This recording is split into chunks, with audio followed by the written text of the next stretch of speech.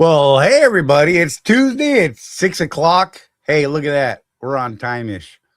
Yeah. So the big question today, do you actually know your numbers? If I were to ask you, hey, what are your numbers? Are you going to start with, well, somewhere around, because if that's what you're doing, you're in trouble. So we're going to leave that as our start topic for tonight, and that's the big question that we'd like to run through the show and all that kind of stuff. But you know what we're going to do? We're going to do these things real quick and we'll be right back. Paying too much for trucking insurance? What if you could save more by making one simple phone call and keep more profit? You could very well do just that with one simple call to Seabright Agency, 800-366-6466. Call now. Now here's a question that all owner-operators and small fleet owners should consider. What happens when you access the unrivaled advantages that are available through the ES Advantage program?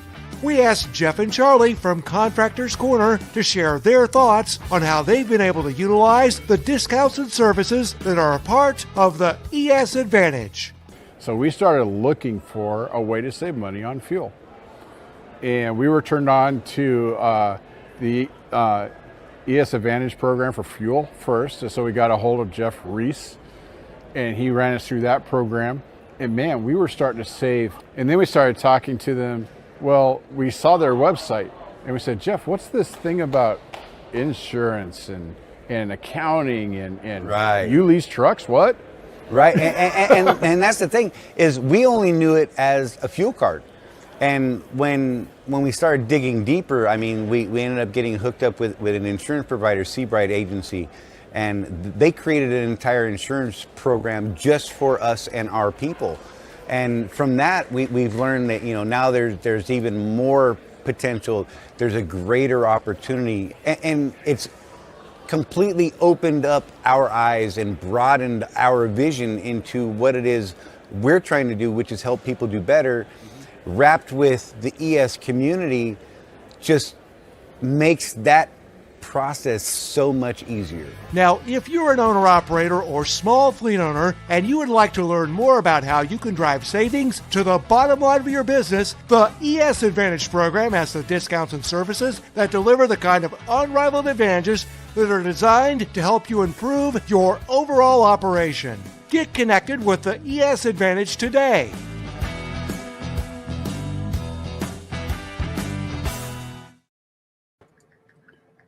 Hey, Jeff. What? Happy birthday to you. Cha, cha, cha, cha. Happy birthday to you. Cha, cha, cha, cha. Happy birthday, dear Jeff. Happy birthday to you. Okay. Happy birthday. Thanks, Rosie. Cha, cha, cha, cha. Cha-cha-cha, huh? You're welcome, sir. Look, I even changed the background while you weren't looking. Oh, neat. Make it look all festive for your birthdays and stuff. Oh, man. That was fun. Nobody's going to come back from that one. We just lost everybody right there. That's all right. Hey, happy birthday, man. Yep. I know they get less and less important to us, but whatever. I still like to acknowledge it. How you doing, man?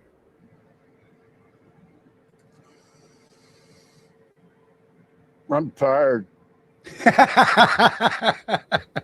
Come on, man. You just got up from a 2.5-hour nap. Yeah. I had to split my berth yesterday because the broker screwed up. Right. That was so brutal last night. Yeah, so I get to this place. It's a brokered load. Go to check in after spending an hour and a half trying to get the proper pickup number out of them. Of course. And to find out, oh, this load was actually supposed to pick up on Saturday. So you're late.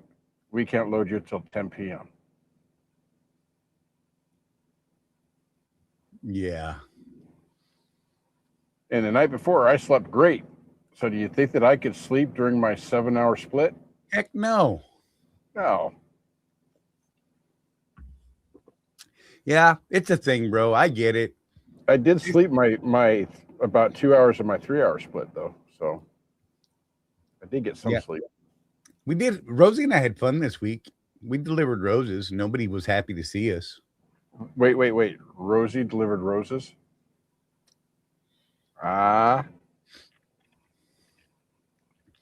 Oh man, it was brutal. That 7 stores in one day that's a lot. I'm gonna tell you right now. So my logs looked crazy as all get out. I drove a whole 216 miles on my logs in like a little over 5 hours. I was on duty for 5.5 hours. I was going to say, did you burn almost your entire 14-hour clock for that? Yeah, totally. It was nuts, man.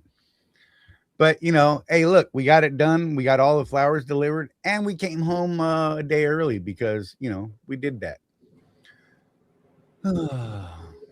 So, yeah, I'm going to go back and say, hey, let's see, Craig was first, then Tim. Tim's got major problems. Brian was third. It's funny, not funny, haha, but, Tim, we're talking about knowing your numbers and being ready for these things. And man, you're the poster child tonight, sir. Tracy, good to see you. Timothy Ransom, hello. Let's see who else. Sean, good to see you, buddy. Ida.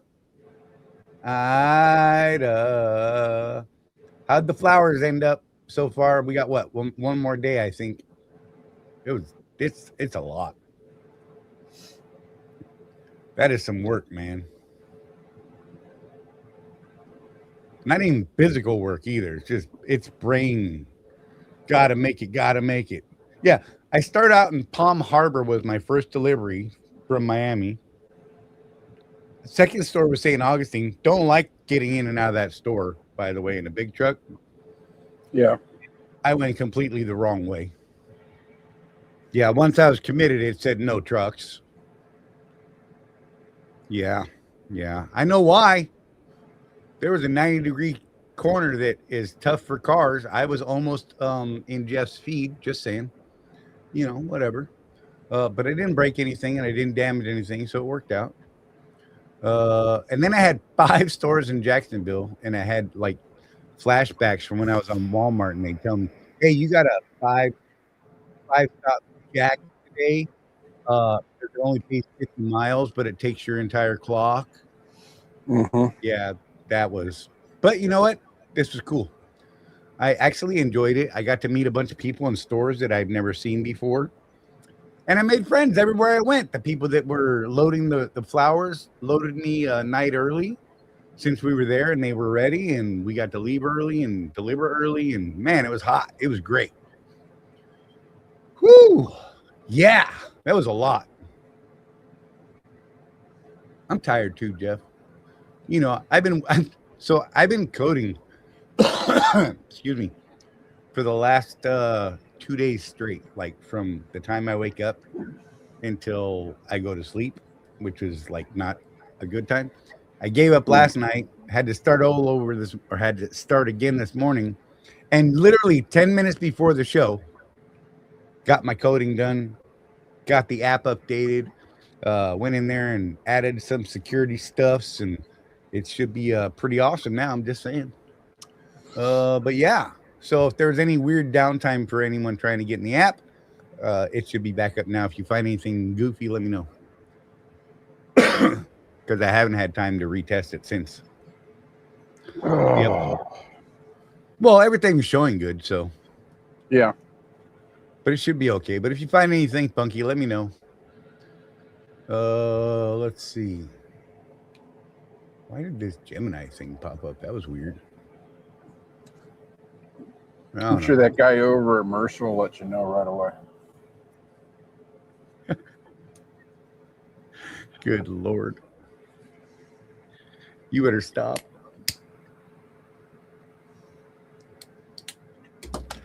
No, he said he's not using the app anymore.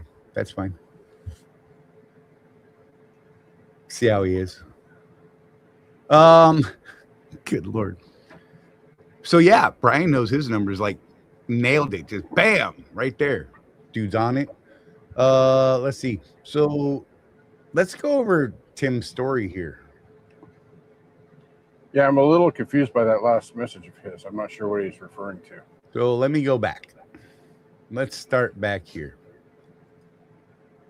Well, my truck is fixed, but the repairs are over $7,000. Oh. And now they're unwilling to cover the charges since I didn't go through on-road prior to getting the work performed. I never had that problem before. He applied for a $10,000 loan yesterday, but there's no guarantee he'll get approved. And it could take up to 10 days before he gets notified if not approved. I don't know what I'm going to do.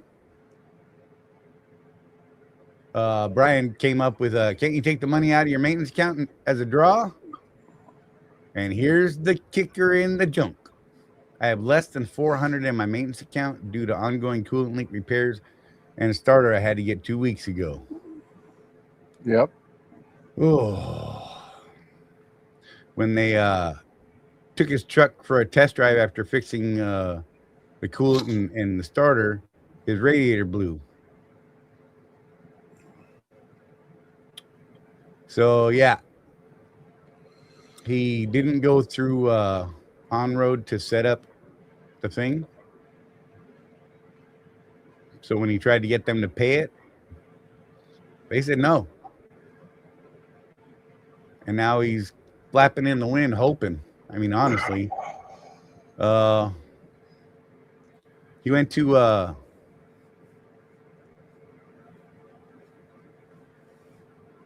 looks like he went to a kind of local shop type thing. Yep. Not a Freightliner dealer. Let's see.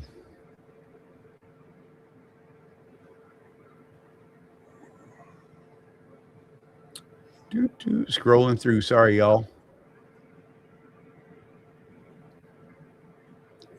So yeah, he said he did make a post on the Swift Facebook page just in case someone is in management, like Ken McBee, Brett Stewart, etc., could override that or do something so I can get back on the road.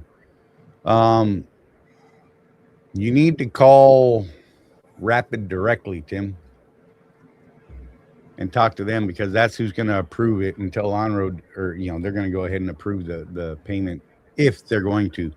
Keep in mind, they are not super awesome about giving out loans, but that's what it would be, is a loan that they would expect repayment of. So yeah, call Brett directly. Yeah, like Craig said right there. Yeah, that's a lot, man. But it kind of plays into what we're talking about. When these bad things happen, are you ready for them? Can you handle them? What are you gonna do? Yeah. It can be a lot. And on top of the stress of having the truck broken, now you got to figure out how to actually pay for the things that are broken.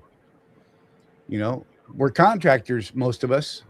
And look, the repairs are on you. You can't depend on, a Papa Swift, a Daddy Schneider, or whatever, Right. I mean, when those things step up and help you, great. Don't get me wrong, it's awesome. But you can't plan on that, as Tim painfully has seen today.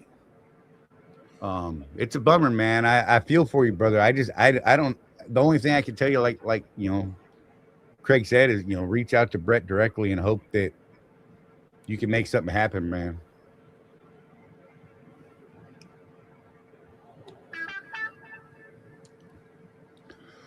Yeah, so this is the part where people are like, see, that's why I lease a brand new truck every 4 years. That don't guarantee nothing either, though. Let's be No, real. it doesn't.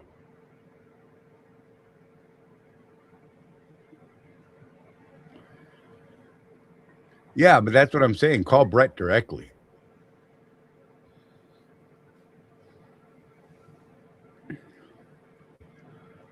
Because that's going to be the dude that handles things, man. I think. Because he can say, hey, we're going to do this. I would say call Becky, but she's gone and we don't have her anymore to fight for us. Right. She went over to the night side of things. Right.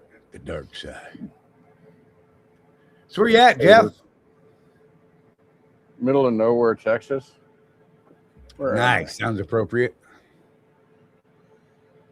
At a Love's. Dude, I did not like getting off my route this week either because fuel was expensive in Florida. Sulphur Springs, Texas. Oh, no idea where that is. It's in the middle of nowhere, Texas. I'm at the I-30. I don't know what exit that would be because I've been taking the state routes from Missouri down to Houston. Yeah, that's another thing. I spent a lot of time on weird roads, man, this week. Yeah, I got to tell you, man. So the port of entry for Oklahoma was actually open today, which on this route is pretty rare. Right. You know what they don't have there? Any bathroom facilities for drivers. Oh. You know how I know that? Because you had to go. Needed it. And it wasn't there. Oh, man, that sucks. God, that sucks.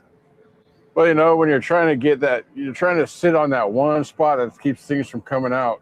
That Love's is only 10 miles away. I could make it. Right. And then you get slowed down somewhere else. You're like, oh, no. No. Hey, Ida, if you're still there, Blanca set my PTA for like 23:57 weird time. Just know that, that don't mean nothing. It's because that was her getting the planners to stop sending me loads. That's the magic. I need to remember that. That's the magic. Don't call me. Right. PTA.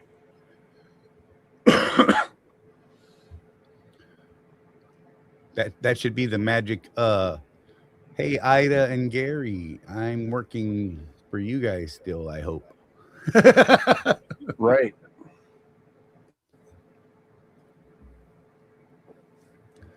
Oh, man. Ida, she must be driving. That's cool. I still love her. Whatever. Okay. Not like touch her butt and buy her tacos, love her. Right. Like throat chopper because she's like little sister, love her. Okay. Yeah. The appropriate actions. I don't know why I even went there because it was just fun. That and I just like saying touch your button and buy you tacos. Because Charlie, you're Batman forever. Yes, I'm Batman. Oh, I think I just made myself dizzy. Stop it. Oh, so what do we do, guys, to not be in the situation Tim is in today? Sorry, Tim. You're a great example today, bro. I don't know what to tell you. So in Tim's case, so people know Tim owns his truck outright. He paid it off. Right.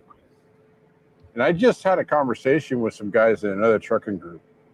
Some guy was asking, so his plan was to do a lease purchase somewhere and then come up with the 50 grand that he needs to pay the truck off at the end. And I chimed in with, well, hold on there, big guy. Yeah. You need more than 50 grand because you need the 50 grand to pay the truck off.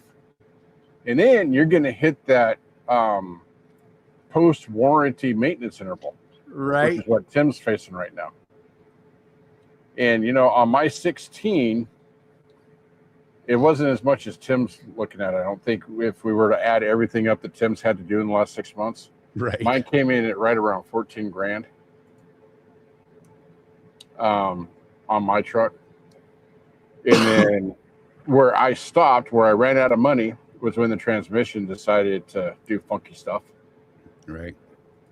I didn't want to borrow more money from Swift than I already had. So I leased a new truck at that point. That truck, by the way, is still sitting in my backyard, Charlie. Chewy's out on the property. And Just you know, saying. you've been to my house. You've seen my house. I'm at the end of this kind of cul-de-sac thing. Utah builds weird roads.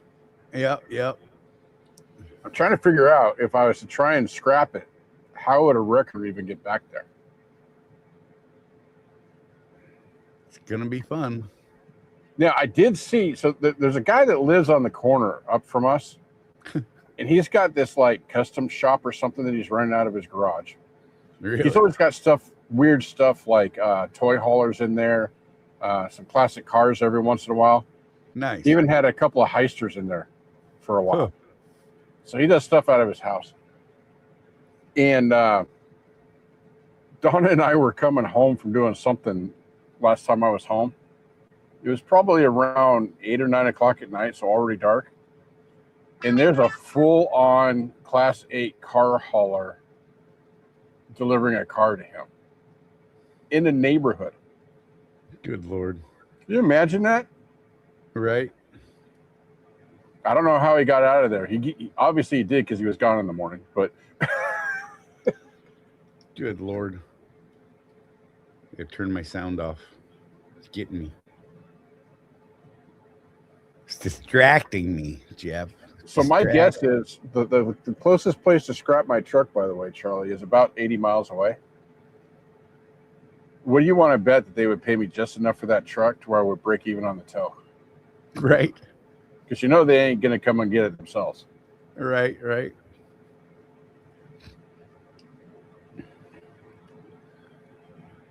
Oh, God. Oh, now Tim's meeting with the family at a Mexican restaurant for dinner. So catch us later. He just doesn't want to be here while we talk about him, huh? I get it. That's my guess. But you know, let's talk the numbers real quick though, Charlie. So let's round up my expense of maintaining my truck that second year after Right. buying it out. So I had a year with no payments at all. Nothing really happened to the truck. I did B services, right? Put a set of tires on. So that was $6,000 the first year. What were your payments on that truck towards the end? Huh? What were your weekly payments on that truck at the end? With the buyout or the lease payments? Either way, buyout. It was the same as the lease payments. It was $525 a month, a week. That I was paying on that the $35,000 note. So that was And what, then a I paid it year off and a half early. or 2? No, I paid it off in 6 months. Oh, dang. I was doing Opelika, remember? Oh, yeah, that's right. So I was socking away money left and right. So after I paid the truck off, though, then I hit that midlife of an M-frame, basically maintenance cycle, right around 700,000-800,000 miles. And I spent about, let's just make the numbers easy, $15,000 that year on maintenance. Right. So what's 15,000?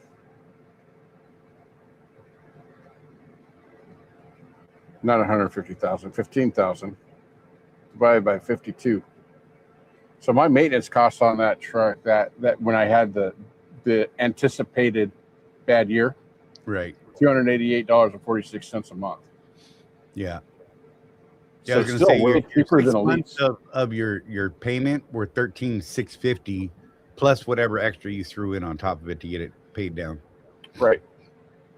So that, you know, if you have the money set aside for the maintenance, maintaining an older truck is more cost effective than buying a brand new $200,000 rig every 4 years.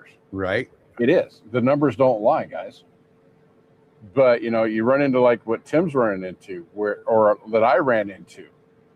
You know, the transmission, it could have just been a clutch, which would have been what, like $5,000, Charlie, something like that. Or it could have been a whole new transmission, which would have been $25,000. Don't know. Because I threw my hands up and called Michelle. Right. But you know, again, full disclosure on my situation. Again, I had the money at one point. I just chose to use it for something else. Yeah. Like, buying a house. Yeah, moving. That was legit. That was a legitimate reason to use that money. Now, it hurt my business, but it totally did great things for my family. Right. And, some people will tell you, don't ever, ever, ever compromise your business like that. Okay, Yeah. well, I got a family and a life. Yeah. And I made the decision to roll the dice on that. Bad business decision. Bad business decision. Good life decision. Right. Yeah, business snake eyes. My bad. Yeah. But I mean, it really was a coin toss whether something major was going to hit right then and there. You know what I mean? And Murphy. So there we go. With no payments, another year, and I would have had that $30,000 back in the bank. Right. Because basically what I was doing is I was taking my lease payment and putting that in my savings account. Right. So with Chewy, my two huge expenses was my rebuild and my tranny. But mind you, on that older truck, that was only like $25,000 total. Right. And I had run that truck a couple years without any truck payments because I paid it off in 3 and ran a couple years solid without. No, wait, that's not true. Wait, because I parked it for a year and a half or 2 years at the Phoenix yard. Remember? Right. I went out and got a 680 I got a 660 for one of my teams. And then I got a 680 for a friend of mine that I was going to train. Right. And I said, I'll get you a new truck if you want it, or I'll buy you a used truck you could run, because he wanted to come work for me. I'd rather have a brand new truck. Okay, man. But I'm going to need you to stick it out, bro. Doing business with friends, it bit me in the ass because he bailed. Totally bailed on me. It sucked. Now Are you still friends, Charlie? No. No, not at all. But yeah, so I parked Chewy because it was starting to need that in-frame anyhow. We were in that 950-ish thousand miles, I think it was what it was. It was just under 1 million. And now I had a 680 plus that thing. So I had a truck payment and, I still had to pay insurance on Chewy, even though it sat there. Right. Until I could do something else. Then I finally got these guys to take over my 680, and I drove Chewy out to Florida from Phoenix. But just sat for almost 2 years. Put fresh fuel in the tanks, changed the oil, and drove. It was eating a gallon of oil every 200 or 300 miles, but didn't smoke the whole way here. So yeah, it was pretty awesome. And then got the engine rebuilt, and like I said, and then a little while later ended up having to get the tranny done. I had a couple of clutches that went through that truck for some reason. I had a really bad brand new clutch that went in there that wore out so fast. It was stupid. Really? Yeah. I think it was the guy. It was one of those deals where I knew a guy and he installed it, and it didn't work out in my favor. Yeah. Sometimes it doesn't. But yeah, it wasn't too horrible, to be honest. But I had a lot of time, and Rosie and I were cranking out miles back then, so it really wasn't that difficult to handle. I didn't have the 10K for the transmission, but I literally, while driving back to the DC one night in that truck, I was like, oh, I need a transmission. So I got on my little bank app and put in an application for a loan for 10 grand. And 15 minutes later, I was approved, and it was in my bank. Hmm. So that worked out good. So, but again, can't always count on stuff like that. Hey, Matt, good to see you, buddy. Yeah, there's a lot, man. Good luck. And Tim left, but he's got major problems. Brian Jess, I changed $800 soot sensor at the Petro in Florence, South Carolina a couple weeks ago. Did 2 regions to get to the Peterbilt dealer up there because I have a pack car and my KW sensors will be the death. Right? Mm-hmm. Good Lord. Are you using max mileage or anything like that, Brian? Just curious. I can't remember. Hey, Matt said, happy birthday, Jeff. Yay.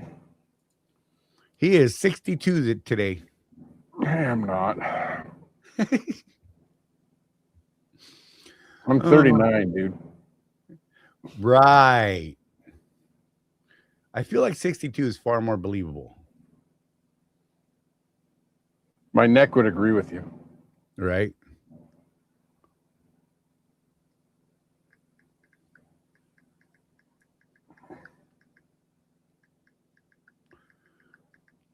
Ida's texting me ideas. I actually already have that idea, Ida. It's in the works. I'm not going to share it out loud. 26. What? She's texting me. Oh. It popped up on my phone. She's very like that. She'll text me while we're on the show. Yeah, Jack Benny was the one that I got that from. Just always say you're 39. Right. Hey, it's Sean's D-Day birthday. Sean's son's D-Day birthday. D-Day. I can't talk. I was trying to be clever and I screwed it up. Whatever. Let's go back to real people. 535,734 miles on this thing already. I had 341 on it when he bought it in May 24. Yeah.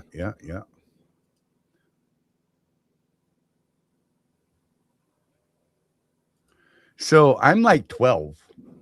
90-year-old body. I don't know about you, man. So,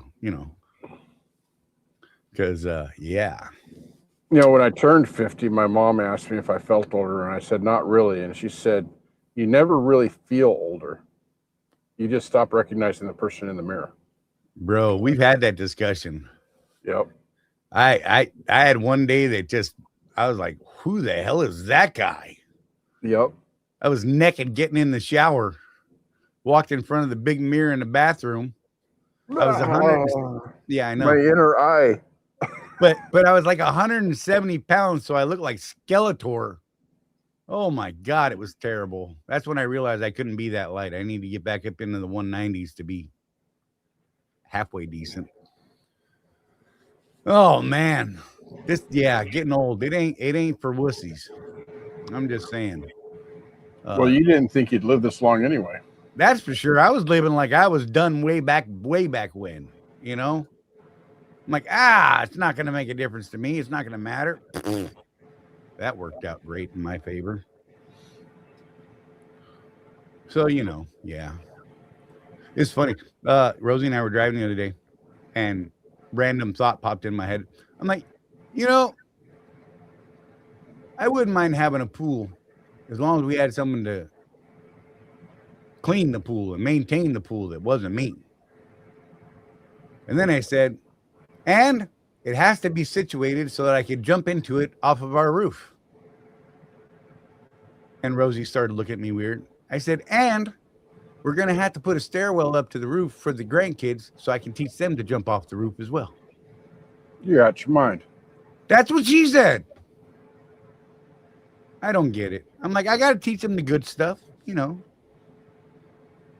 Just saying. Whatever. Don't judge. Hey, Charlie, you remember those little toys when we were kids, the little people, and they were like little, like a farmer and cows and all that stuff? Yeah. I had a dream the other night where we turned into those little people. Oh. That's not an odd one. Weird, huh? Yeah, I think that is weird. You looked really funny. Were we like blocky? Yeah. And we even moved in that like stop motion manner. Right. Moved like a stop motion. That's fantastic. I played your the son's old- game last night. You did what? I played Mike's game last night. Oh, did you? How'd you like it? It's hard. It is hard. Once you It's- get used to the controls. I moved my finger too fast. So, for those of you that don't know, my son came up with a game and put it out on Google Play. It just released a couple days ago. And what you have to understand about it, which I told him he needs to have a little tutorial so you understand what it is. It's a gravity simulator, Charlie. So when you move your thumb up and down, it's changing the gravity of the little ball. Yeah, it was annoying. In a good way. Don't get me wrong. You should have seen the first version that he did. There was no like leveling to it at all. Oh God. So the whole family like got like 6.6 seconds on the board. It was the best we could do. Good Lord. And of course, Mike, Mr. Egghead, that developed the game, he's like, I don't know, I've got like a minute and a half. Oh God. Oh, good for you. You made it.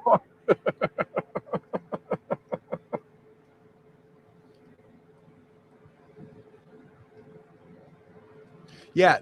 So Brian, I've been weighing the difference between buying a new truck or one with 100,000 miles on it, less versus buying used at 350. Now that I have almost 2 years of P&L to compare, it's a toss-up. Yeah. So I know that the used truck market is down right now. So you might be, but Now's a good time if you got cash. But the brand new truck market is freaking insane right now. Right. Who are we talking to? Was it Crago that we were talking to? He's saying that the brand new Freightliners, if you were to go to a dealership, are up to like 230 now. Yeah, I can't remember who it was. But you can get a 3-year-old used truck for, 50. So we've hit that weird imbalance again. Right. Well, and what we were talking about, Charlie, is that the bump in price for Freightliner. So I didn't know this until this conversation. Oh yeah, another trip around the sun. I didn't know this until this conversation, Charlie, but the other manufacturers didn't go up in price as much with the 27, 28 models. Really? And the reason is because Freightliner, their next gen truck comes out next year. All the other manufacturers, their next gen truck came out a year or two ago. Right. So they've already recouped all of the R&D on them. Right. Freightliner, for some reason, decided to slow boat it. Well, maybe that wasn't a bad idea because I don't know, Kenworth's glass cockpit. Mm-hmm. Fabulous. Body parts that fall off. Lego truck. What? Just saying. Yeah. I had someone ask me a question this week. What were you going to say? Go ahead. Somebody posted an AI video of a lawnmower that looks like a Kenworth truck. Nice. Really nice looking. Guy's out there all manly man in his mini Peterbilt mowing his lawn. You know what my comment was on that post, Charlie? Mm-hmm. But do the body panels fall off like the real one? Right.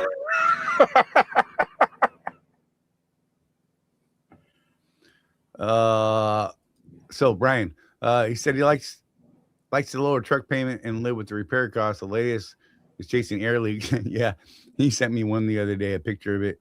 Right after we were talking about the brass plastic fittings, he had one bust on him. Well, start spitting air. So that was one thing that I learned to do. I'm not a mechanic, right, Charlie? Yeah. You and I have discussed this before. Yeah. But as I started getting air leaks in that 2016, I got pretty good at hunting them down, replacing fittings, replacing hose sections, all that stuff myself. So all I had to do was go buy parts. I figure I saved a ton of money doing it that way. Right. Look, Brian's putting his fists up, man. Look, you're kind of the exception, though. There are exceptions. I mean, you've got a pack cart engine that actually runs well. I mean, you like won the lottery with that truck, man. Right? Yeah, don't waste your money on the Powerball because you done spent your luck, bro. I'm just saying. So the question someone asked me, they're having trouble. It's a couple. They're in a MRP truck. I spoke to Kenworth? Yeah. Mm-hmm. I spoke to them. Well, I spoke to the girl, the lady, while she was in training, and warned her. I said, look, if he's going to get a truck, then make it a Freightliner. And I would go new. I mean, I'm not a fan of the MRP, so whatever. No, he went MRP with a Kenworth. And they are apparently having constant problems. Like, every month they're in the shop for some period of time. Right. So she asked me if I thought it was a good idea for her to go lease a brand new truck.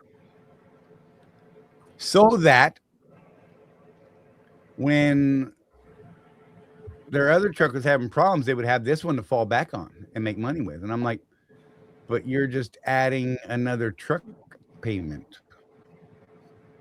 So instead of a $425 nut per week, she's got almost problems. I'm like,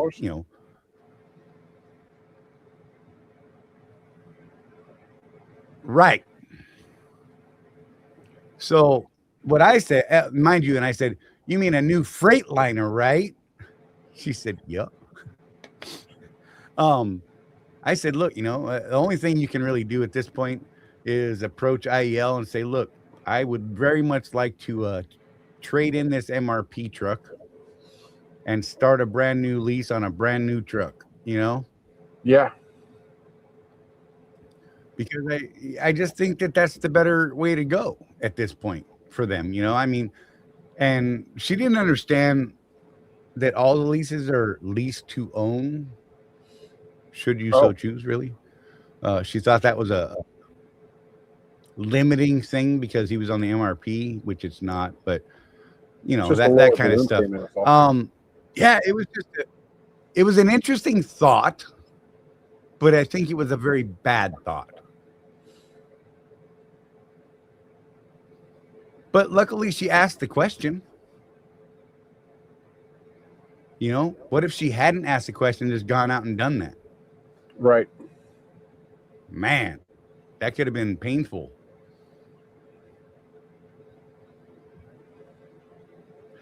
I'd listen to the story. All I can hear is, these are the days of our lives. Right? Yep. Oh, my God.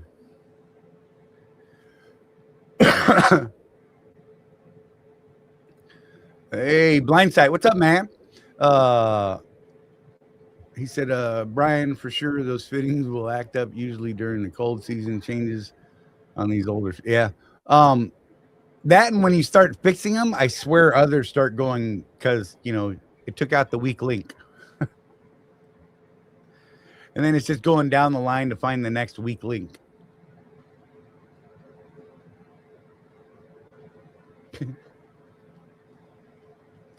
You are the weakest link. Goodbye. Right?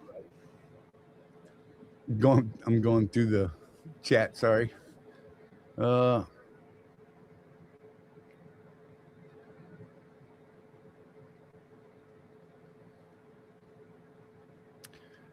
So, I mean, look, Matt, I got 1.8 million miles out of Chewy, and the only reason I parked it, I mean, it was still running.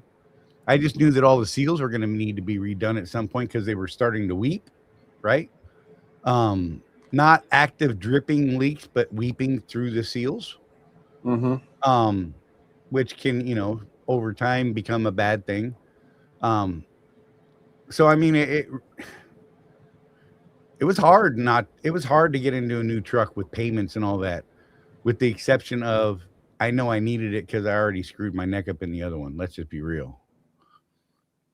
Yeah, that's a young man's truck. I'm just saying, young person's truck, I should say, rather. My bad. I just said she liked the pack car she had. Absolutely hated the first gen DEF system on it though. Yeah. Oh, those things were terrible.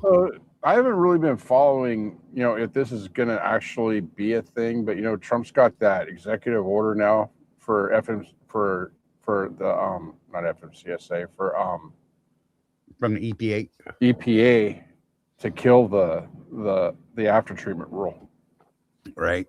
So what I've been seeing in some of the Facebooks is guys are like, so does that mean we can repair them now?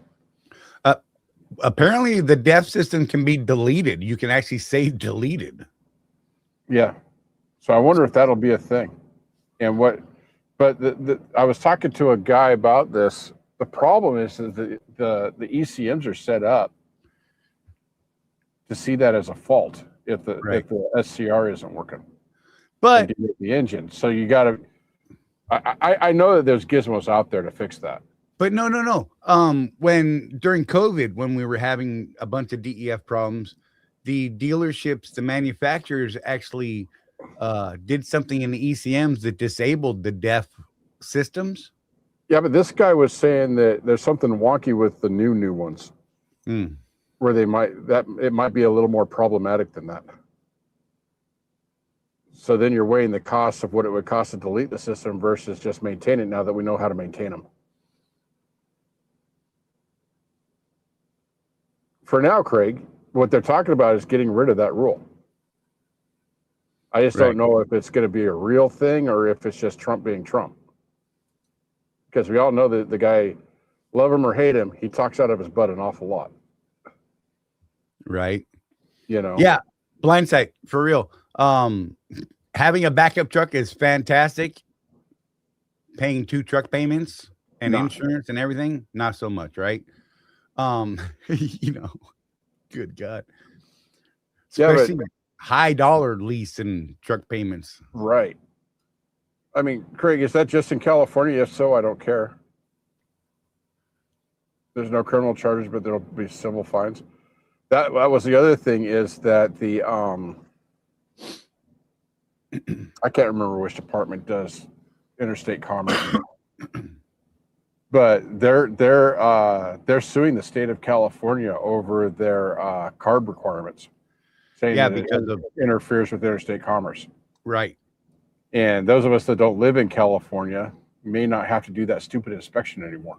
So allegedly, right now, officially, California is not supposed to enforce that mandatory inspection thing. Yeah, but we all know Gavin Newsom domiciled outside of the state. Yeah, but we all know that Gavin Newsom doesn't listen so well. Yeah, I was reading on a bunch of different places, and it seems to be kind of a coin toss, whether some places do, some places don't. You know what I mean? Well, I haven't been in the state of California since, I think my last load there was about 1.5 years ago. And this was just before they passed that thing where you had to do the bid inspection every 90 days if you were going to even enter the state. Right? And once they passed that, I told Panther, they've offered me loads to California. I just say no. Nope, truck doesn't have a permit for that. Right. Well, you could go get one. I don't want to. I don't know that I could. Sorry, They ain't enforcing it on me, Tim, because you know what? I don't go to California. Just saying. Well, it's just like with Chewy. Chewy was a non-California compliant truck. Right. Swift kept it in the fleet, though, because you never went to California. And I knew a couple guys that bought older trucks, even pre-SCR. They had the DPF, but not the SCR. Mm-hmm. And brought them into the Swift fleet. And that was the stipulation. You can't go to California. Yep. I live in Georgia. Who cares? Tragedy. That's always been a debate, these mega carriers. Oh, well, you have to have a newer truck, this, that, and the other thing. Right. If you just talk to the carriers, it's not necessarily 100% the truth. Comes with that building relationships thing we're always talking about, Jeff. Right. I even talked to Brett about bringing my 16 back in. And you know what his only question was, Charlie? 16, do you have the crash avoidance system on that truck? Right. That's the big Swift thing. is Now. requiring the crash avoidance system now. So, you know, Yep. just No ask hope them. for Chewy. Just ask them. You know, I know that a couple carriers that I've talked to over the years, and Swift's one of them, by the way. You know, Swift has to be newer than 5 years old, yada yada yada yada yada. But if you talk to Brett and you say, "Hey, man, I've got this 2012. Here's my maintenance records.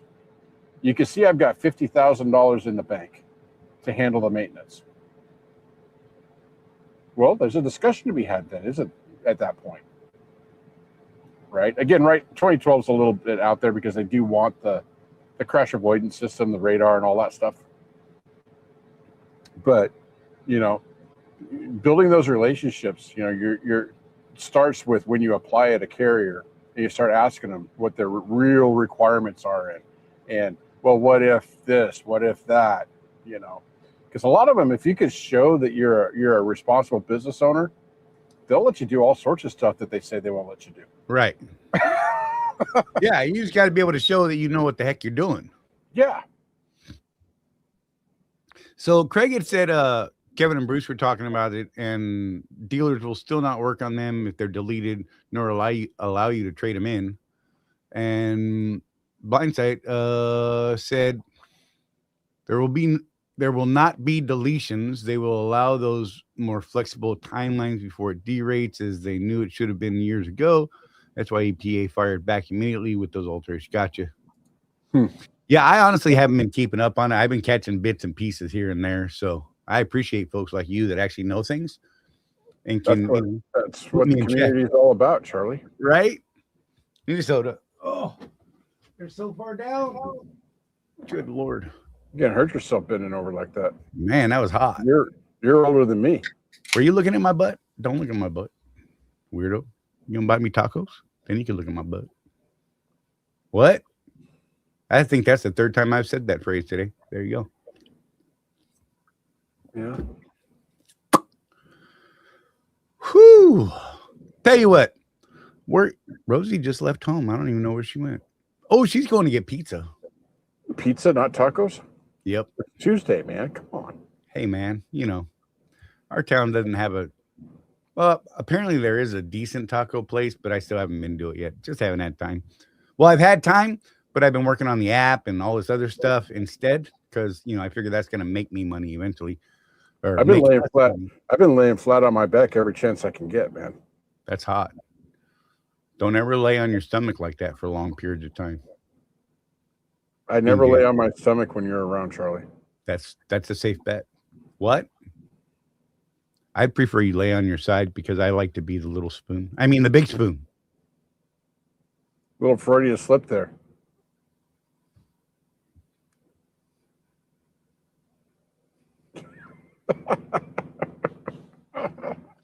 Oh, man. Technically, pizza is a soft taco. That's what Timothy Ransom said. Well, you know, if you have the big New York slice, that's the thing, is to fold, right? I always fold. It doesn't matter what pizza I have. I fold. I even get the little tiny skinny wedges from Domino's. I'll fold them too. Helps keep everything in. It's like, it's just a good pocket bite. You know what I mean? So if you, what do you do with the Papa Murphy stuffed crust? Because that's like this thick, man. Same thing, man. It'll bend. Blindside. I recently had to wrench on my Ford Explorer for 2 weeks. Literally lived on pizza the whole time, right? Oh my gosh. I can't remember which kid it was. It was I think that it was Mike when he was on his mission. Yeah, the LDS missions, you always have a companion with you. They always go out in twos. He had this companion that hadn't pooped in like a week or something like that. Not good. And every mission has a mission president and his wife. And the wife is like the mom and the president is like the dad, right? Right. So she asks him, well, what have you been eating? Ice cream. Well, what do you have for breakfast? Ice cream. What do you have for lunch? Ice cream. What do you have for dinner? Ice cream. The kid was eating ice cream for every single meal. She was like, okay, let's go to Walmart and get you some vegetables. Right? Good Lord. So Brian is complaining. He said he thought this show was about numbers, not strange sexual innuendo. Hey, you can have both. Innuendo. I like that word. Hey now. Innuendo. Hey, Brian, here's a question for you. Did you like the movie Shrek? I'm just saying, because that was a kid's movie that adults liked, and the kids didn't understand half the jokes. Yep. You can have both. That's a keeper. Yeah, no doubt. Blind say it felt like the bachelor days, eating all that pizza. We seem to have pizza at least one day when I'm home because, nobody wants to cook. Shut your mouth, Blindsight.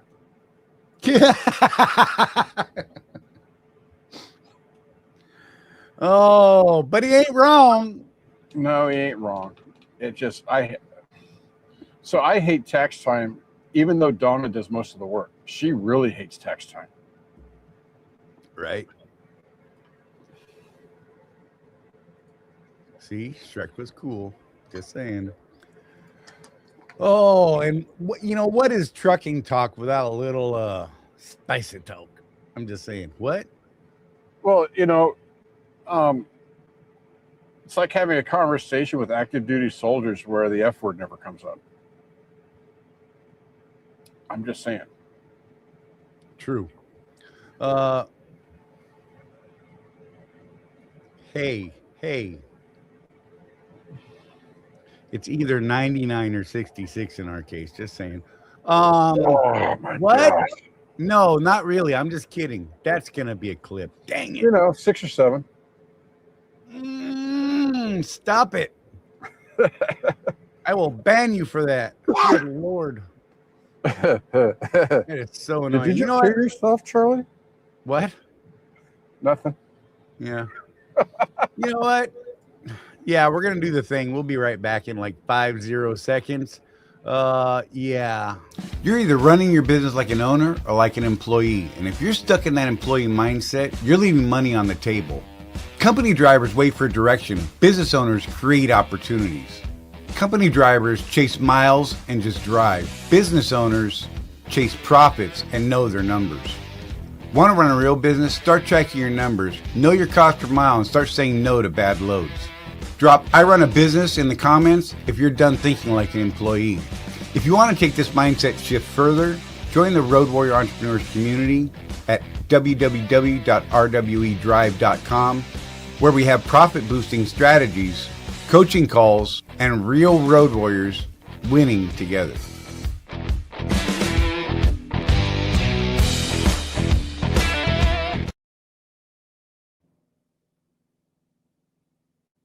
I don't know where Charlie went. He just disappeared. There's like just this empty chair there now.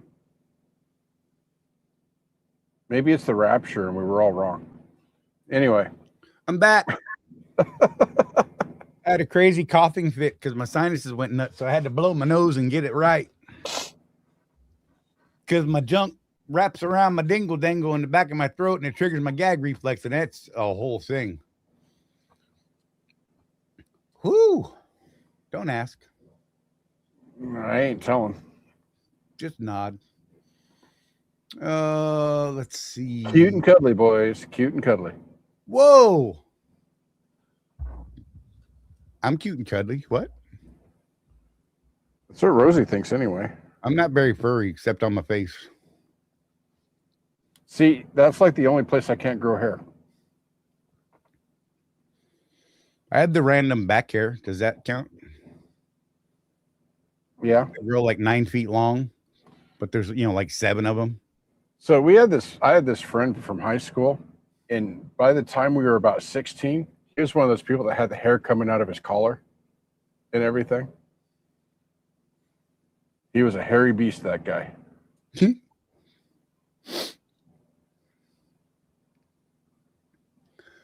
Sorry, I'm just clicking on random stuff now. You're welcome.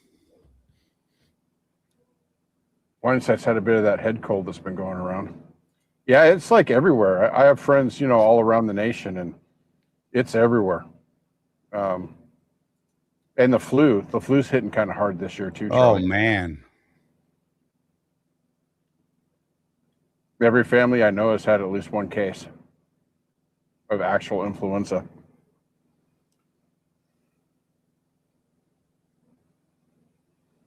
Nice. And that's stuff too.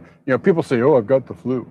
If you've ever had the real flu, influenza B, dude, it will knock you on your butt for like weeks. Yeah. Even after you stop the fever and all that stuff, you're just drained for like a couple of weeks afterwards. Right. My beard is too floofy. I didn't put any oil on it after I got out of the shower today. It keeps wanting to go like this.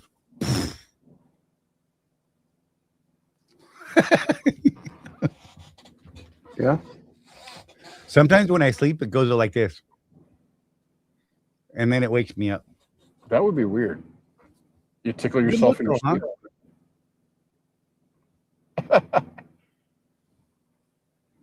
Just saying.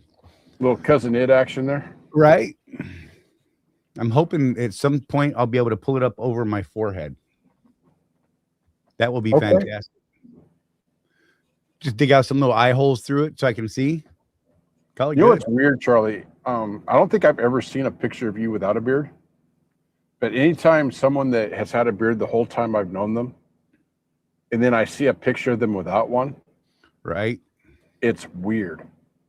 Yeah. Like, remember, we saw a picture of Josh, our coach, without a beard. That was weird. And yeah. both of us were like, I never want to see that again. Right?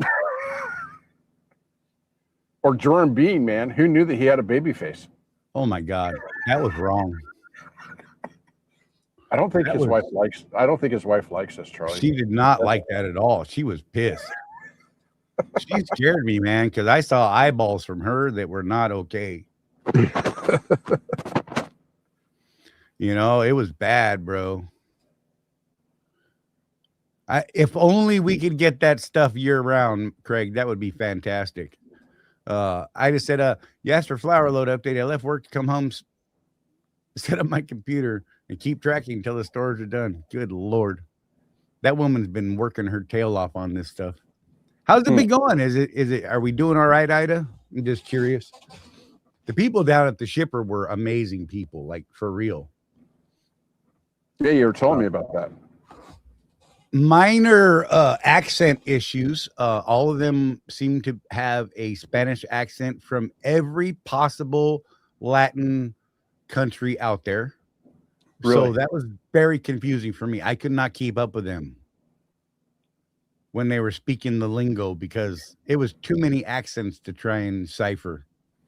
Even Rose was like, that's a lot, because she got out and started talking to people. We were making friends, Joe. I'm just saying. They had 40 people on shift till like 3:00 the night before I got there, getting stuff set up. And about the night I got there, and the owner or the boss man of the whole program down there, he said they're only in that warehouse 10 days of every year just for this project with the roses. And he buys them lunch and dinner, has it all delivered. Even though, some of them bring their lunch and stuff, he's like, man, this way, they get to eat good. It's pretty cool. That guy is awesome. And all of his staff that we talked to were just fantastic, like for real. So I just wanted to make sure that nobody messed that up, because those people were just too nice. The shipper went to all caps yesterday. Uh-oh. Hey, Jenny. Good to see you. Hey, if you look at the description on the show, Jenny, you and that DOT cop are now at the top of the stuff. I changed the description, so now it says something a little bit different. Anyhow, just saying. Uh, but we still have a lot of loads delivering to the stores early. Nice. So that's cool. Because yeah, that was awesome. Like we delivered a whole day early on our entire 7 stores. Hey, Jenny, I got a question for you. Do you have anything to say about Arrive Logistics? Ooh, No reason. 6. I'm just wondering. It's the first time I've ever worked with this broker, so. Ha! You better hope that she doesn't have something to say.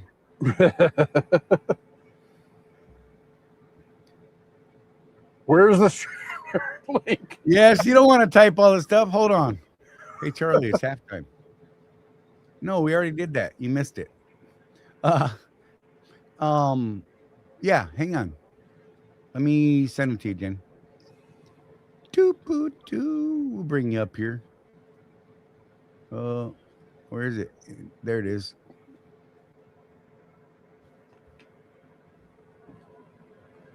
What is this branded welcome for guests thing? That's throwing me off. That's something new they added. I don't know what it means. I don't know. I'm gonna not click that because that will be not. I don't know what to do with it yet. I need email. Email. Where is my emails? Probably Jeff, in one carry of the the show. 256,000 tabs you've got open. Yeah. Well, I have 1, 2, 3, 4, 5, 6, 7 Chrome windows open with many tabs on each of them.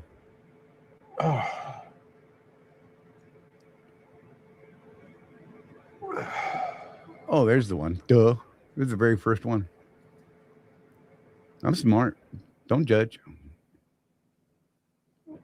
I ain't judging. I've come I have to a the VA conclusion, appointment on by the way, Thursday. that I've come to the conclusion recently, by the way, that when someone says I ain't judging, they totally are. Right? That's like, bless your heart. Yep.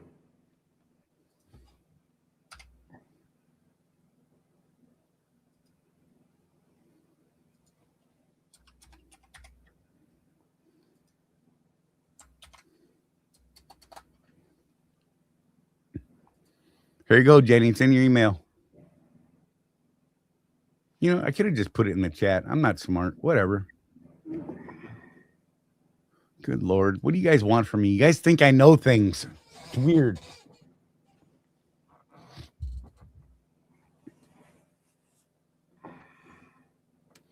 You know, it's funny. Watch, I'll put it in here.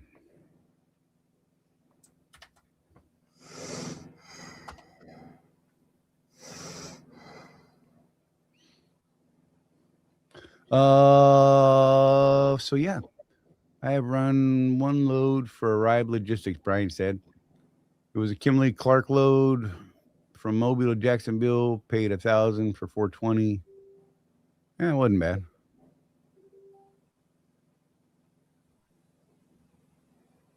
All right, Blindside, be good, man. Oh wow, my Facebook is blowed up. Is it? Yeah, dude, I got so many PMs on there right now. That's funny. Sorry, y'all. I haven't been on Facebook since I've been home, except for today to post that stuff. And I didn't even look at anything then. Yep, that's how it went today. I've successfully destroyed my algorithm at this point because I've been in kind of a funk lately. Charlie, you know this. Right. So I went back to battling trolls. So instead of seeing all the trucker stuff and coaching stuff that I carefully made sure that my algorithm knew that I liked, now it's back to all sorts of nonsense because I've been interacting with trolls. Charlie, you're a failure. There I am. Oh, She was all I've been like, just "Hey, waving and waving, and you just wouldn't bring me up here. I'm sorry, Jenny. How are you? Good. How are you? Been a minute. Glad you're here. How's the family? Good Lord. How you doing? How's your mama? Right. Oh shoot.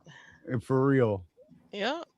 I was remembering Jeff asking about seeing me without facial hair, and it's crazy because Yeah. Wow. Not a lot of them. So Arrive Logistics. So I was in a room with Arrive Logistics' legal team once when I asked them why they were accepting loads, why they were taking loads off the load board and rebrokering them. They didn't like me very much. They told me they wouldn't talk to me anymore. So yeah, there's that. But yeah, they were taking loads off the load board and rebrokering them, and then they were double brokered loads, and they didn't. Anyways, what do you got for Arrive Logistics? Tell me about them. Talk to me. Well, so you know that I run with Panthers, so it's all arranged through them. This is the first time I've seen Arrive Logistics rate con. Shut up, he said. I think that accident did you good. Who was that? That was me. Here, let me show you all the picture. Let me see if Uh-oh. you can see this. Can you see this? Oh wait, hey, I got the blur on. Let me see. Hang on. Let me see if I get it so you can see it. Oh my Oh, God. okay. Hang on. Let me take the blur off so you can see. Hang on. Let me get my background blur off. You guys are gonna think this is hysterical. Y'all don't laugh, or I'm not gonna play with you anymore. Okay? I'm just telling you right now. Do you see this?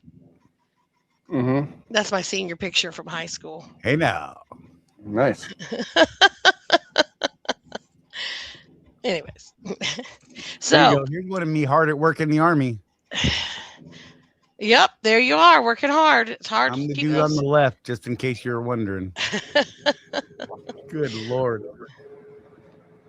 That was in the Republic of Panama. Let's talk about R&R. R&R. Okay.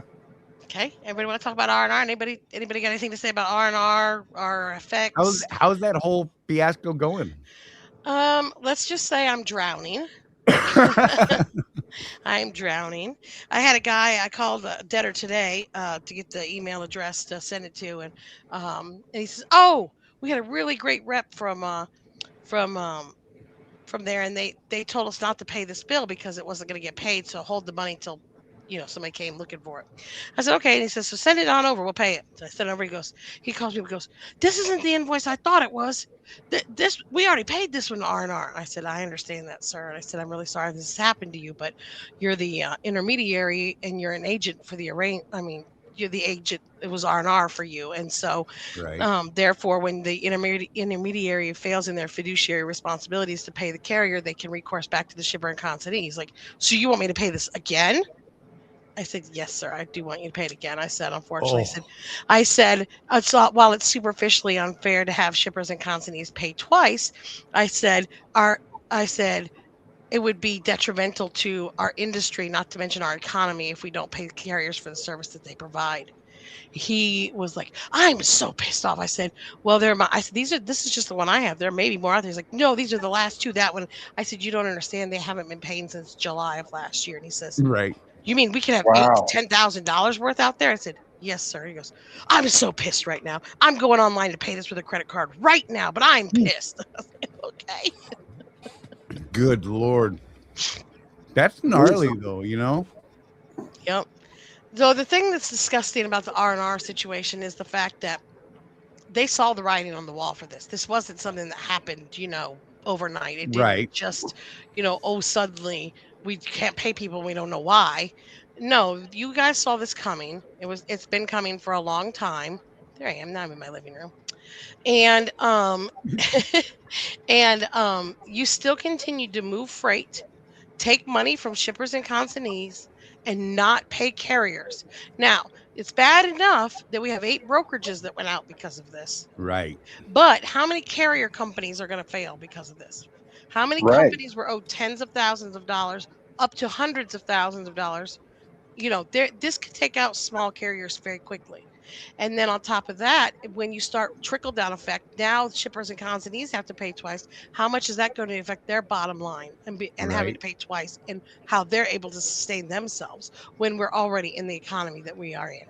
Right. Right. Those intermediary. Yeah. Those people like that one you had. I got to pay this twice. Yes. And how many of those I haven't flights had have too they many that had? have said, I haven't had too many people that have said, we paid who we hired already. But I did have somebody say that today. So I had to send them I'm so sorry this happened to you. Yeah. But we're asking you to pay for it again, and it's your responsibility. Right. She didn't respond back yet. So I'm sure she I had to push that up the chain. Yeah. Good Lord. That's just a nightmare though, man. That whole R&R situation. And like you were saying, it's not like they didn't know it was coming. R&R, RFX, Well, GT yeah, Worldwide, just throw it Taylor under the Progress. whole umbrella. Right, the whole umbrella. They all were doing it.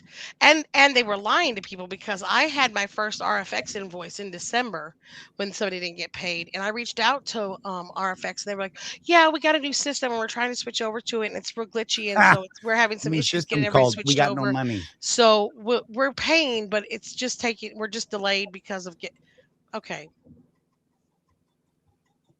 That sounds like fraud. Yeah. Yeah. And That is that's the bottom line. absolutely. Basically, that's all you can attribute to this to is it's fraud. I mean, that's the long and the short of it. You knew it was happening. You did nothing to prevent it, and all the way up to the very end, you were continuing to move freight and take money from shippers, knowing you weren't going to pay the Are carriers. those R&R businesses US based businesses? Yes. Oh, that actually kind of shocks me then. Mm-hmm. I thought it was going to be They're Eastern all. Bloc. Nope. Not to my no. I mean, and the sea. So as a matter of fact, I have a friend that used to work for R&R a long time ago, and he told me, he says, look, he says they always treated everybody like family. They ran it like a mom and pop business even as they got bigger. Oh, okay. So this is what mom and pop does to their kids now. I mean, I don't know, but I'm just saying. Right. But at the end of the day, you have the situation with them, defunding basically all of these carriers, keeping the funds from all these carriers, and then you hear about this new CEO having there was a corporate retreat property in Florida worth $10 million, and a week before they, became insolvent and closed down, they moved it into this guy's wife's name. Hi, Ida, how are you? And so, yeah, so now you have this. Did everybody read about me in Overdrive? I forgot to ask you. Did everybody I read did about me? not. Oh my gosh. I'm sorry. Ida, did you read about me in Overdrive? I'm a terrible friend. I admit that freely. I hear you. But yeah, Oh, so I was in Overdrive twice now. I was threatened by said broker that I better not say anything. Oh wait, that's further breach of my contract. Shit. uh-oh. But I didn't say anything the first time, so Right. they sent me a nasty gram, and I sent one back to them and said, "Don't let me hear from you again on this, or I'm going to sue you 6 ways from Sunday for slander and defamation." I haven't heard from them since. That would be fun. Yeah, it wasn't on a nice gram that I sent back to them. They got an equally nasty gram back. Nice. Mm-hmm. So Timothy Ransom said, maybe after the R&R incident, shippers and receivers will think twice about using cheap brokers. No, they won't. No, they won't. This has been No. happening for years. The fraud in the industry has gotten exponentially worse year after year. They still don't vet, carriers still don't vet their brokers well. The scammy brokers still pop up. The fraudulent brokers that are being cheap, that are closing down like this, that are taking the money and running, are still happening because we just had 8 of them close. Right. So, I mean, nothing's changed. The FMCSA still has no oversight over brokers. Well, you're wasting away to nothing then, Ida May. Yeah. Oh, she's been getting her butt kicked on this flower project she's got going on top of all of her normal stuff, and having one of her normal planner driver leaders out with a blown out knee. So she's covering her in the other position and taking on, 2 other jobs at the same time. She's amazing to watch. I don't know how she's still alive. And then I was texting her the other night at like midnight. Still. Yeah, well, I've gotten very little sleep. I'm still behind in getting all my placements in because I have so many. I mean, I had 11 for one carrier. They had two Oh for my, GT Worldwide, three for RFX, and six for R&R. good Lord. Mm-hmm. From one person? From one carrier Yeah. company. Uh-huh. Wow. As a matter of fact, let me look. I'll tell you how many trucks they have real quick. I think they only have like 10 trucks or something. Oh my God. Let's see. Boy, that can be detrimental to have that many eggs in that small basket. Yes. They got 24 trucks, but 24 Mm, trucks, but they sent me 11 loads. It's like $28,000. good Lord. That's just one. So, You know, yeah. so that I mean that's like a big thing for when these guys go out on their own. We're saying if you get your own numbers and that sort of thing, you want to get your own customers too. And what Right. happens, a lot of guys, they'll get one good customer and they will ride that thing and then it Mhm. explodes on them. Mm-hmm. That Yep. small customer goes out of business and next thing you know, they're like, "Oh my God, they owe me for 15 loads and they're my only customer. Now what am I gonna do?" Yep. You Well, I've gotta told keep it everybody, I've diversified a started little telling bit. everybody months ago, start tightening up your receivables. Well, when the economy starts getting bad or starts shifting, I tell people to tighten those receivables. It's like, like Right. tighten up your belt, folks, get those receivables down to 30 or 60 days and don't let them get out past that because if they start getting out past that, it's a bad sign. I had somebody ask me about Direct Express today. Went and looked and they're on a no buy with brokers. Um, they're not doing well. That's not good. Nope. And I had said a long time ago that when the brokers start to fall, it's going to be a domino effect, and they're just going to tick tick tick tick tick, and that's what's going to happen. Right. That's gnarly, man. I mean, that's just gonna start squashing people. And that like you said earlier, the trickle down, what's that gonna start Mhm. doing to, these smaller carriers? Well, and then smaller. Think about when you think of shippers and consignees. A lot of people think of Walmart, Costco, things like that. Those conglomerates aren't going anywhere. Right. But the smaller companies that are shipping, Yeah. they certainly could fold, but they have to pay for freight twice. Mm-hmm. So Oh my God. Could you imagine like a small mom and pop manufacturer, little steel warehouse, a little, Right. metal shop, a little manufacturing shop. God, You know, that I would think I think a lot of truckers don't understand how thin the margins are in other businesses. right. So, well, we used to see where Just brokers for were taking that 40, 50%, the TQLs are taking 48%. Somebody just said on Reddit today, that TQL took 75% of $1,300 on one of their loads or whatever. But, but Yeah. what you have to look at when you're looking at the margins is maybe they took 30% on this load or 35%. But when they do that, typically there's another load that they lost on. There's always difficult lanes that you have trouble Mhm. covering that in Right. a market that's hard to get in and out of Colorado, Florida, whatever. And so when you've got a good customer and they have lanes in those areas, you don't turn down the bad lanes or they're going to go somewhere else. So you have to take those lanes in. So they got to make up for those margins somewhere. So somewhere you're going to have some higher margins to compensate for where they're not making money on the Right. other ones. However, when they're as big as TQL and they're consistently taking those large margins, that's where it's more predatory. And I think Right. it's an ethical thing. Like you should know, like, okay, just because we can more than Mhm. we should be putting that back into the industry to keep our truckers being able to, upgrade their equipment and have safer Right. equipment and what have you. And then people will complain about people that come here and take cheap freight or people need to quit taking cheap freight. Folks, those are not your American citizens that are doing that.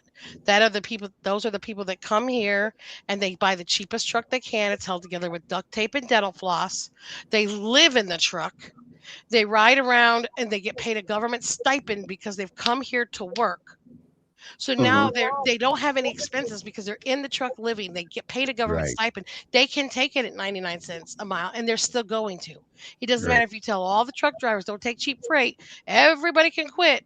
But those people aren't because in their countries, $100 in American money is $1,000. 200 is Right. $2,000. So they Right. send all that money back. It doesn't matter if it's $200. That's like 2,000 here.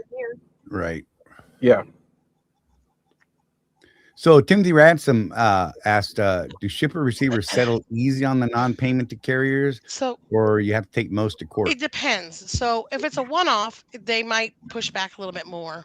But the litigation threshold, I tell people, is $10,000. If you don't have $10,000 to the same broker, it's not worth going to court over, Right. because you're not going to there no transportation attorney is going to pick you up. Transportation attorneys don't like to fight over collections and debt. They're not going to pick it up. It's not a lot of margin for them.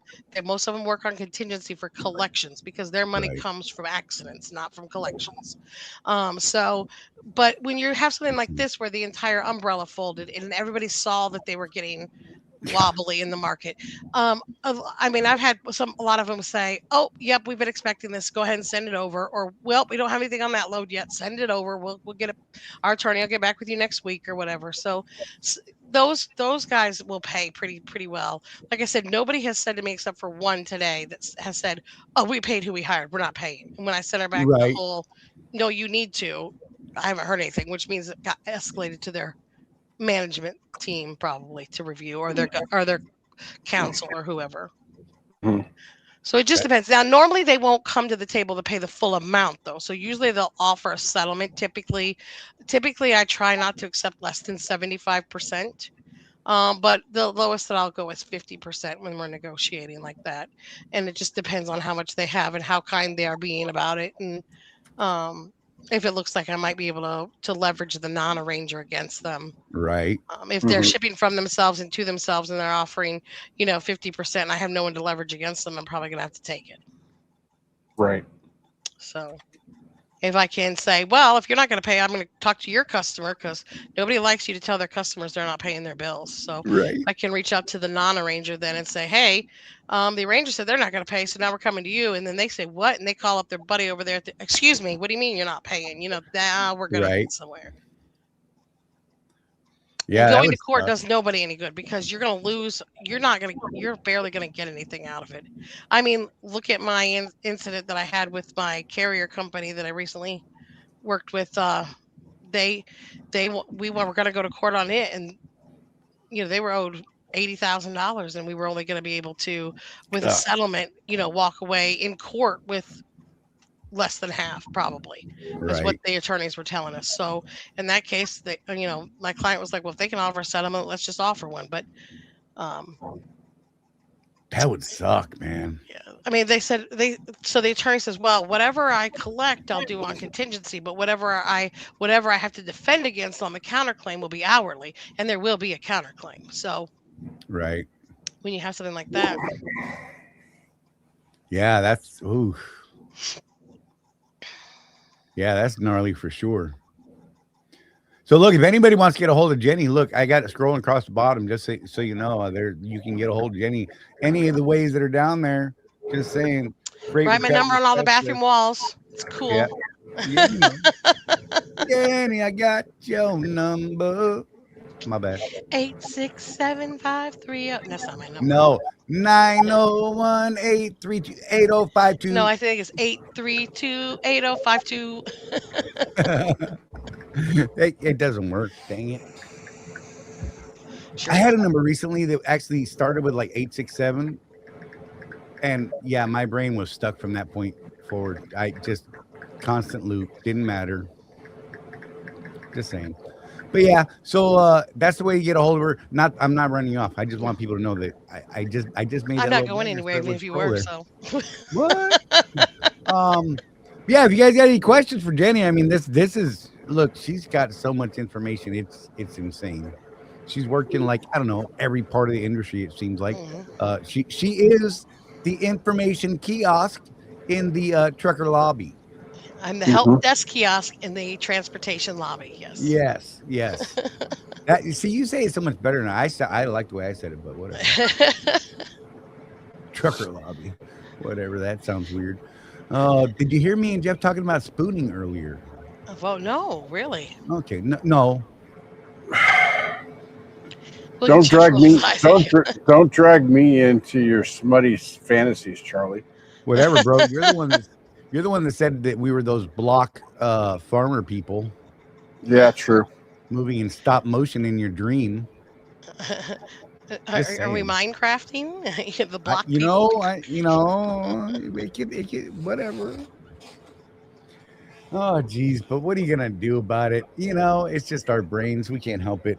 So, if you guys got any other questions, definitely throw them up in the chat. We've got about a half hour left, and Jeff needs And more I just naps. came and hijacked the whole show again. I got to stop this. I'm so sorry. No, you're fine.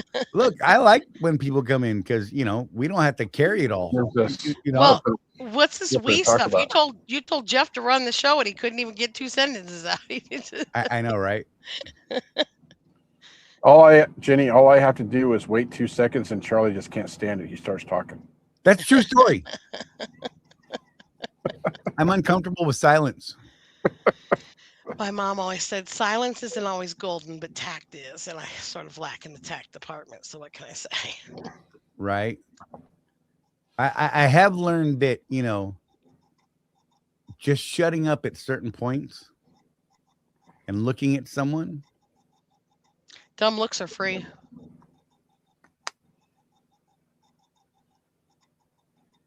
Tends to make them change their mind and start talking about something. But it's really hard for me to do because, like Jeff said, 2 seconds, and I just want to. I always start failed at time. the Quakers meeting. I couldn't take it. That is great. Quakers meeting has begun. No laughing, talking, or chewing gum begun. Oh Lord. I'm going back through chat. Sorry. Just ignore me. I'm fine. It's all good, man. It's all good. So, how the heck you been, Jenny? Man, if I were any better, I'd be twins, and then what would y'all do? Hey now.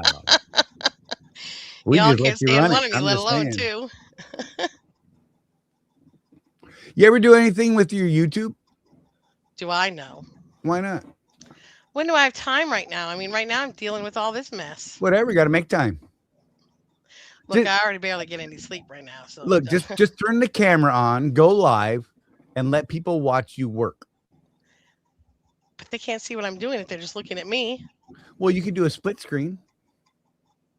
It's got people's information on it. I can't do Well, that. then just let them stare into your beautiful eyes and make funny faces.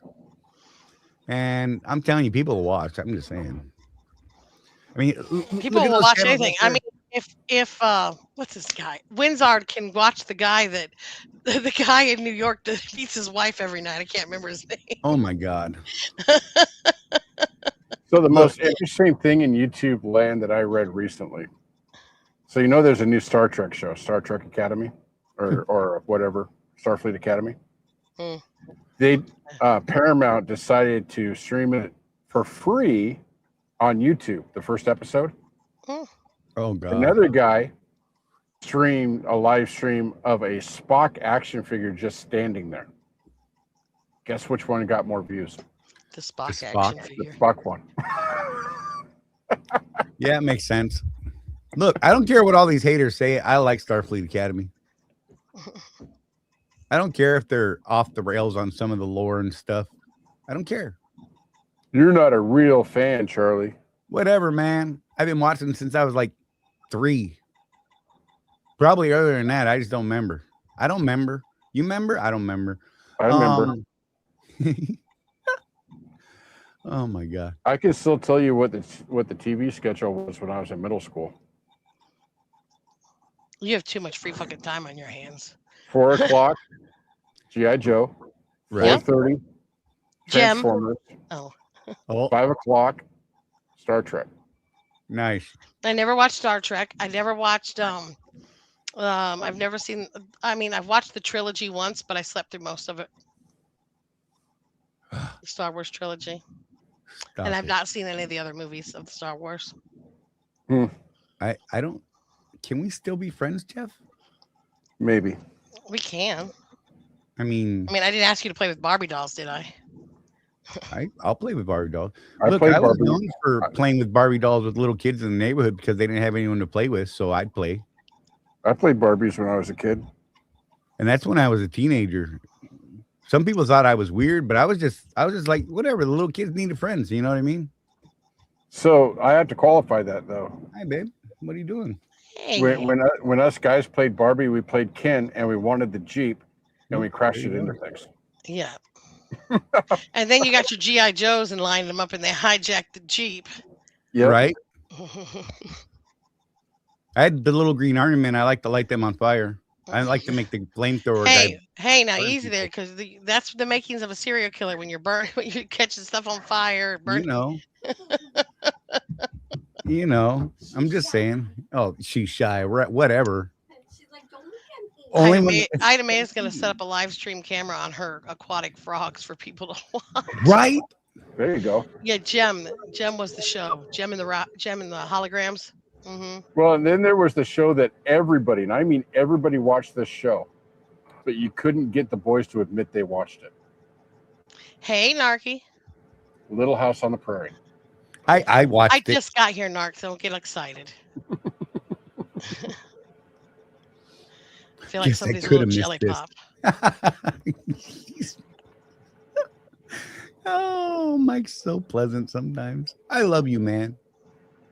I mean, you could have just come into the StreamYard, but no, you want to sit over there and make snarky comments. Right?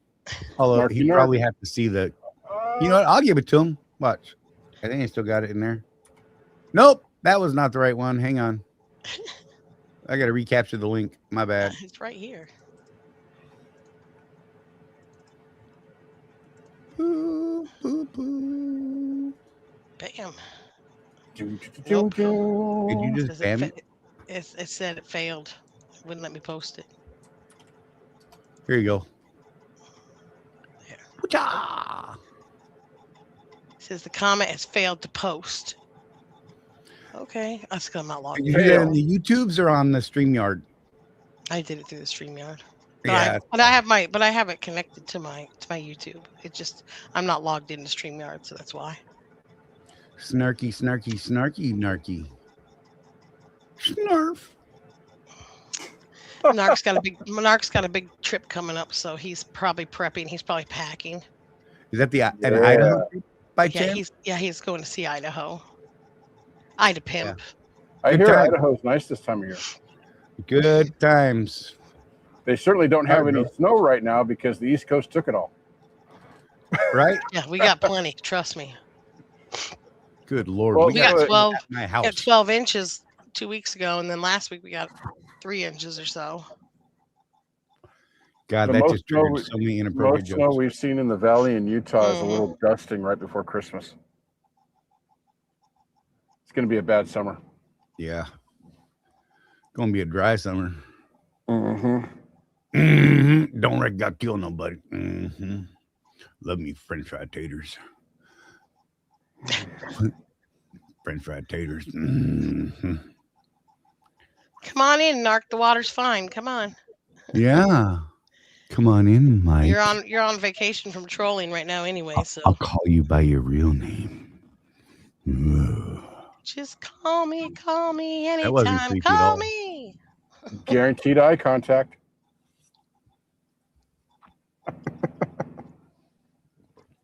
It's hard to make eye contact when you're spooning. Oh my God. But I like to do that too. You're obsessed, Charlie. My drivers were terrified of me when they were actually on my truck. Cause I tell them, you can crash in my bunk. I mean, that's cool, whatever. Right.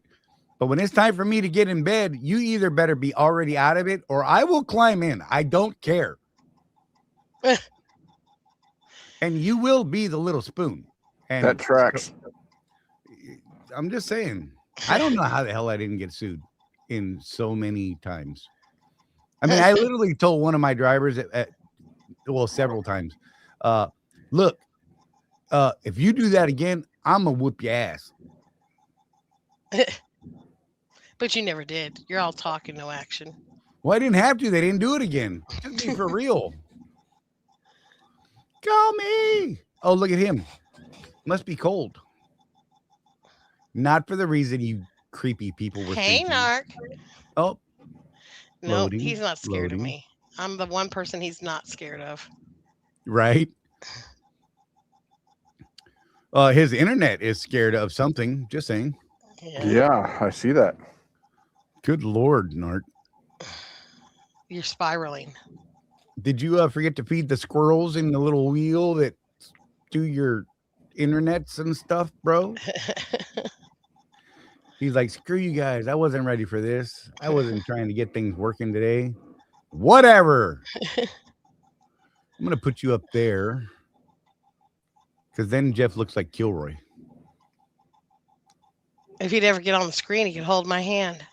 Right? I put my hand over here to hold it. There we go. Wrong side. Oh, he's there gone. he went. Poof, gone. Oh, God. Now it's throwing me off. He is scared of me. You're right. There he is. There. Are you there? I'm there. You look You're like on IO, huh? you look like an You FBI kicked me. profile You picture. kicked me. I did not kick you, sir. You most definitely did. I did not. Yo, you Yeah, did. and you didn't give him the band hammer a couple weeks ago either, did you? You know what? I have to stack. Are we allowed to say this on is these to make my phone sit up high enough? I like it. Cases and cases of stuff. Nice. Somebody brought me these. So are you my packed? phone prop. Oh, there you go. Oh, Federal. Yep. Look at that, the Federal. Yep. Look, I've been addicted to buying these 3D printed cases for stuff. Nice. I don't know why, but I've bought so many, like these little cans that look like freaking skull cans that you twist off and stuff. Right. I'm weird. Huh. Are you all packed? No, I don't leave until Thursday morning. I got Yeah, one but more it's day. Tuesday, so I just thought maybe you were. Well, I prepping. mean, You're I'm so only excited. going. I'm gonna be there for less than 36 hours. So I know, gotta but you're pack so anything. excited about the trip. I figured you couldn't hold yourself Oh, back. geez, You know? yeah. Man, good I'm time. not. I am not. I have this sneaking suspicion that I'm gonna get my thingy whacked by the Oh. cop. I mean, by the judge. Maybe he will surprise you. So Make sure you take all your documentation, I mean, to come in here and just make this show completely about me, right? Because that's what I do. because that's what I do too. Yeah, Like- is I mean, I know a lot of people in here have no idea, but Charlie does, Jeff probably does, Ginny definitely does. But is I went through this protection order deal with the same guy back in last August/May. I guess it ended actually in May, right? It was Right. served the first time in August. Right. So now we're going back again, but they're old judges, older than you guys, Jeff and Charlie. Sorry, it's just Super old. being truthful, right? And the original ones, right? The case was dismissed, and I which means I won, right? But at the end of it, right, the judge said, "You, being me, Mr. Craven, right?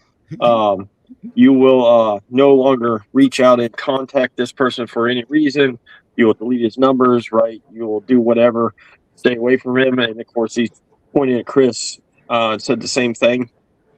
So I have this sneaking suspicion that like the judge is just going to go, "We're here," and talks to Chris first because he's the one that put the protection order on, and Chris is just going to say, "The dude, he was told not to reach out and and contact me, and he called me." The judge is going to look at you and say, "Did you call him?" You're like, "Yeah." "Were you told not to?" Yes, Your Honor. I was told not to contact him." "Okay, that does it. Thanks. We'll see you later." Right? Case dismissed, or well, not dismissed. Case, ruled in favor of Mr. Binnick. But he reached out to you as well. I mean, He he came did, into but- And that just came on your live stream. twice. Right, but here's the thing. Here's the problem with that is that was after.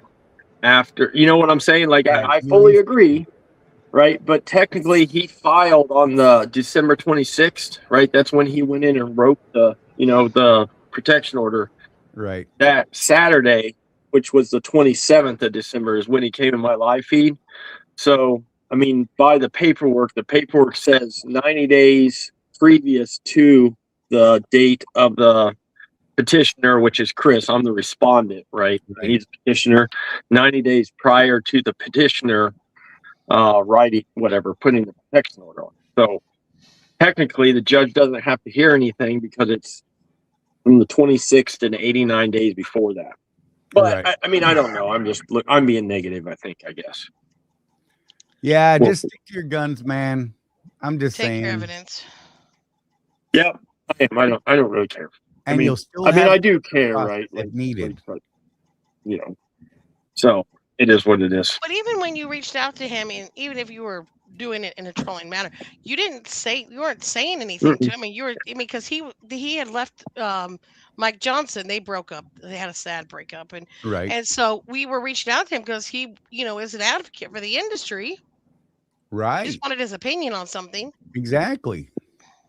Well, so one, I mean, that's, I guess, it's, I mean, I don't know. I assume everybody's watched small claims court, right? Like in their life, and watched Judge Judy and all that. But I assume it just depends on what kind of mood the judge himself is in. Because if we really dig into, like I have 2 hours worth of stuff loaded on my laptop for the last 90 days of proof that, yes, I called Chris, but we talked on the phone for 7 minutes here and 9 minutes here and 4 minutes here, and like back and forth emails and stuff. Not emails, I'm sorry, like Twitter posts, like where he's responding to me, right? Like he's not terrified that I'm tweeting him, and he's not terrified, right? He's threatening, Narc, you're a piece of shit, right? You're a loser, right? That kind of stuff. So if I'm allowed to show the judge that, right? That's the whole thing. Is it's a protection order because he's in fear for his life. That's literally what the box he checked. He's in fear for his life. Which, by the way, he lives 1,700 miles from me, so that's a starting point, right? And I don't go to Idaho. I'm just saying that part of it throws me off because Idaho's law on that is garbage. Yeah. So Charlie, this could have been us. Yeah, it could have been anybody. Technically, right? Like so here's what's weird, right? And I won't use, your audience is smart enough to pick on some of the words I won't use, but like in this one, his physical write-up, right? Like, cause you get to check if for anybody that's never had a protection order on it, good for you, right? But in my world, I've had a few. It's not a good thing to brag about, I guess. But most of the time they just get thrown out beforehand, right? Like I can contact the clerk, right, and say, hey, this is rubbish, and here's why, and they just bump them out. Now Idaho's a different kind of state. Idaho doesn't do that. Idaho makes the people actually go to court. There's a couple others. I think California's like that also. But Lord.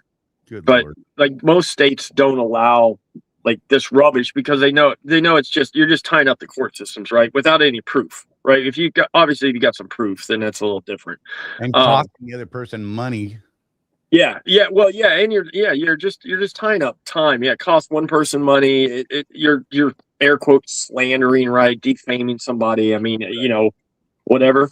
But like when you get a protection on the protection order paperwork, right? It will state for, again, Chris is the petitioner, right? He's the one writing it up, and it will say, hey, here's 5 choices. What is a protection order for? And the first one is like, is it for a threat or violent? Is it violent in nature, right? And of course, he checked not violent in nature, right? It's not a violent protection order. Well, then it's like threats, and then there's a definition of what they consider threats, right? And then there's like stalking, and then there is financial, right? Like where you're threatening. I don't know. I guess if you hold a lot of it's obviously, husband and wife, father, son, whatever. But he clicked the nonviolent threats and stalking and threats literally having the definition of fear. Either one of them's in fear for your life, and the other one is threats of violence or violence and bodily harm against, you or a family member, right? Well, he already put nonviolent as the first box. So like, right. That's where it's weird, right? Like they just didn't read it. They just signed it, right? The judge just stamped it and went on with it. And there's no, like, he don't have any proof of that. So that's the crazy part, right? Like literally, I mean, I would assume if I get a chance, I'm going to be like, can you prove where I threaten violence on you, right? And I mean, if he doesn't, that's what happened last time, right? The last time it was the same thing, and it was just basically, can you prove any of this? No.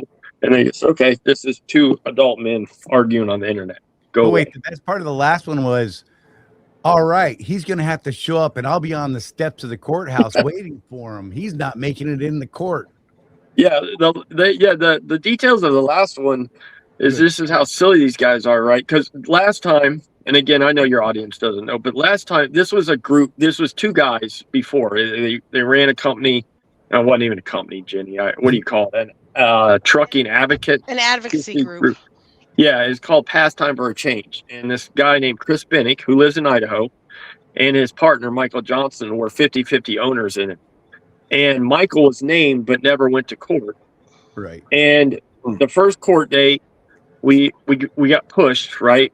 And in between the first court date and the second one, which I think was either 3 or 4 weeks, is Michael Johnson was on Twitter and came into like a little Twitter space where I was talking and said, I'll know where you're going to be at on May 12th at 8 a.m. You're going to be walking in the Twin Falls courthouse in Idaho. He's like, but you won't make it there because I'm going to be standing on the steps and I'm going to murder you.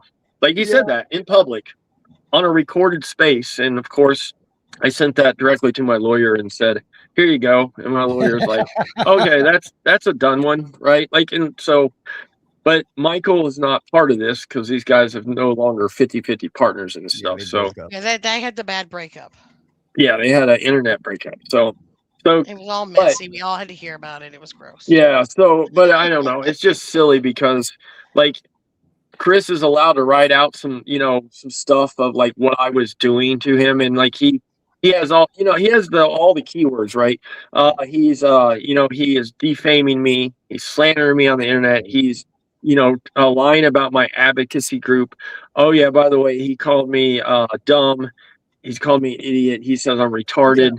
Yeah. And he then throws in, right, that he calls me a child or a pedophile. And most of the other ones are probably true, right? Like I've never really threatened harm. That's not a thing I do. But I've definitely called him a retard and I've called him all them other things. But I definitely never, called him a pedophile.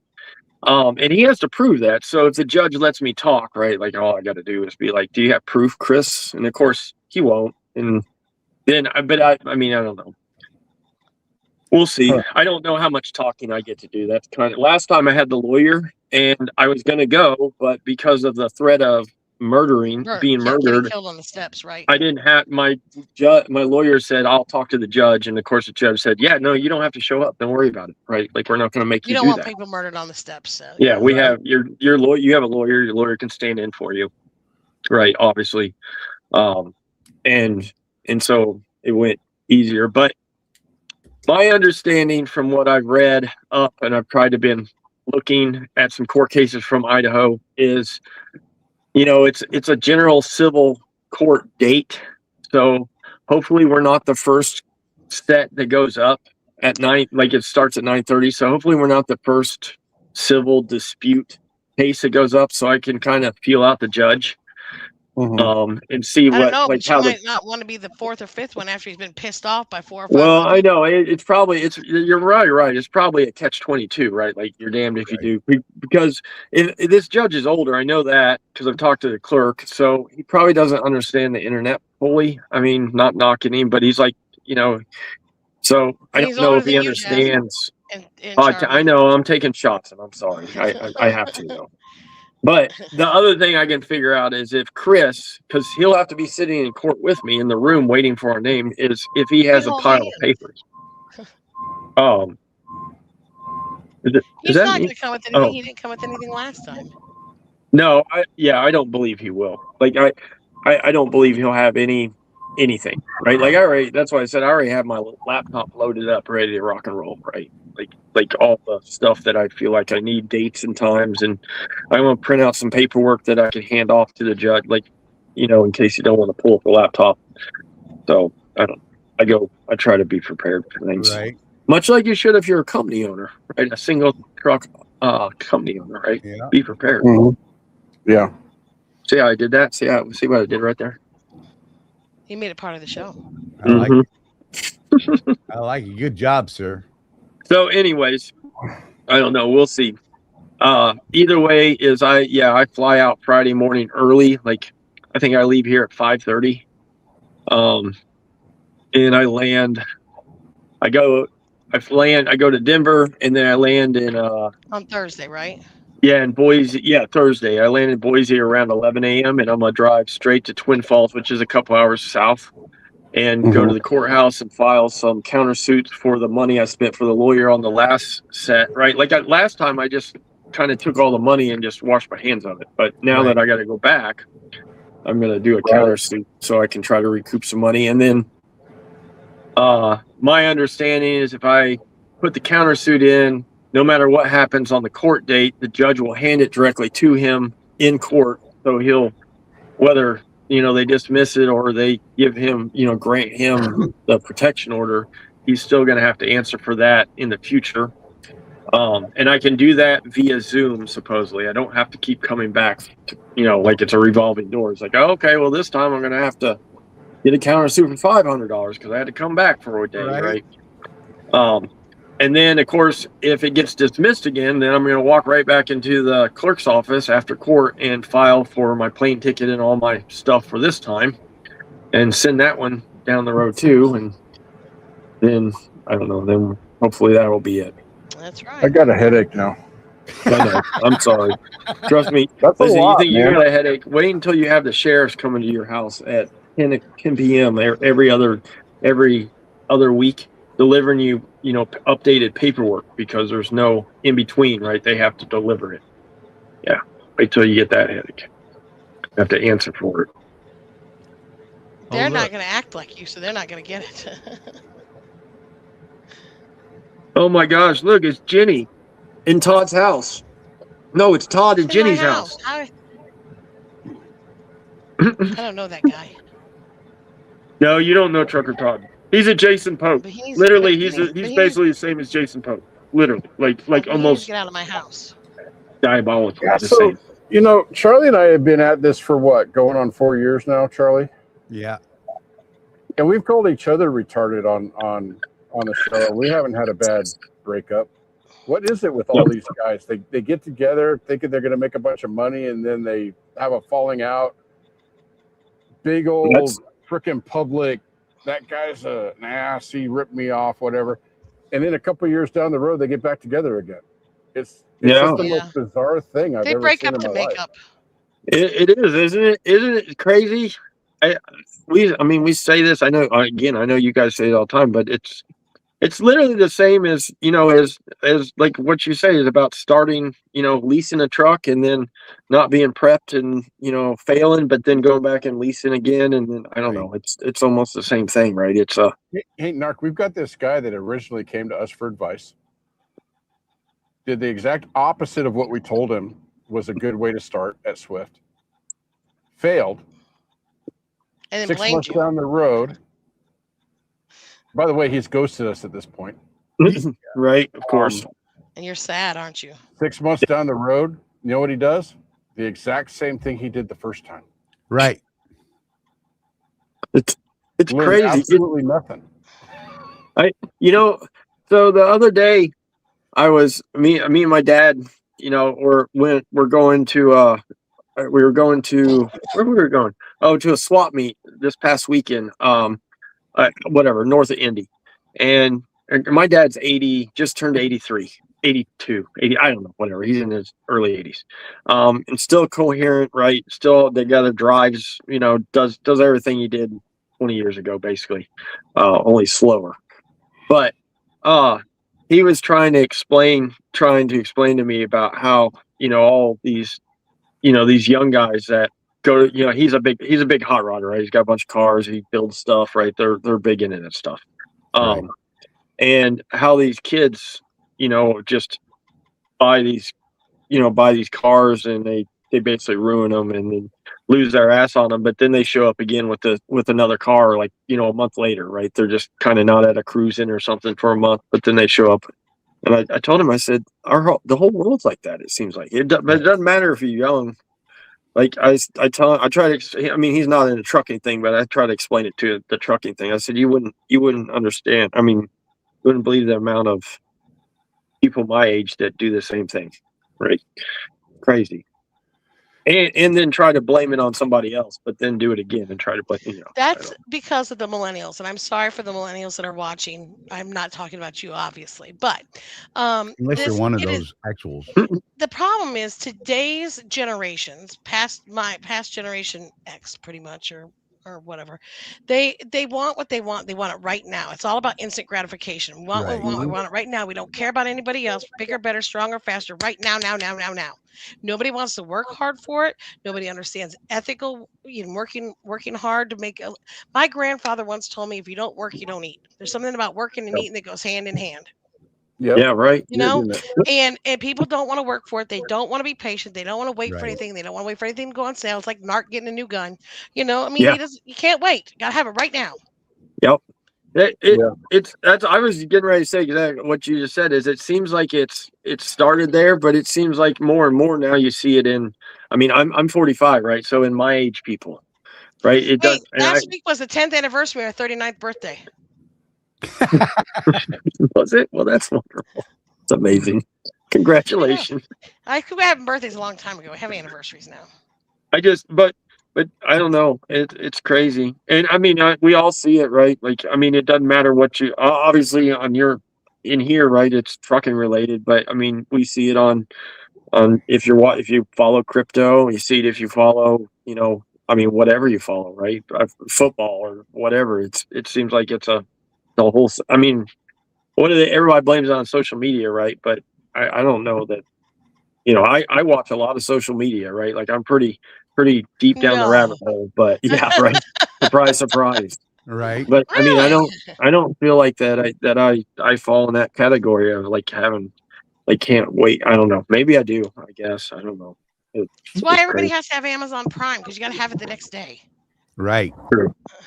I got a dryer knob coming in the next day that I had to order today because my dryer broke. I'm just saying, hey, I don't mean to cut you guys off. I love y'all, but Jeff's you're good. And I gotta go. It's past Jeff's bedtime. Look, I managed to get one bite off my pizza while we were talking. I'm just saying. Well, you weren't even talking. I gotta get up at 2:45 Eastern to make on-time delivery. All right, we get to bed. If I don't talk to you before, then good luck in Idaho, brother. Jenny, Thank you. Thank you. Narc, Ida says she's gonna get some butthurt cream for Chris and send it to him. There you go. Well, for anybody that follows the channel, I plan on going live from the airport before I fly out on Friday in Boise to update. All right. So, all right. You get a hold of Jenny, scroll across the bottom. You can scroll back and find that on your video. Love you, Jenny. Thanks, you, Narc. Love you. Yeah, anytime. Thank you, guys. Appreciate y'all always. There it goes. Oh, Jenny just leaves. She doesn't stick around for none of the after show, does she? She's a busy lady. She is busy. She is super busy. I don't know if I feel for her or not, because I think she's I mean, of course she's always done this collection stuff, but she's right in the honey hole right now, right? Like everybody's trying to collect right now, and it's obviously probably ain't gonna get no better. Yeah. So she's like she started her own thing right at the right time. All right, Jeff, get us out of here. Hey, keep that rubber side down, and remember, with no action, there is no traction. And like I always say, look after each other. There's no one out here looking after us but us. And people like Narc actually looking after us, even though some people just think he's a terrible person. He's looking after us, whether you know it or not. He just does it in a different way, and I appreciate it. I'm just saying I love it. Hey, Trucker Todd is live right now. Whatever. I think this is clickbait. Major announcement: places to never work for. Is he living up in Garrison? Who knows? I bet he's not. He might be, but who knows? But hey, I could sure use some 99-cent fuel in my custom roaster store. Yes, and on that, we're out of here.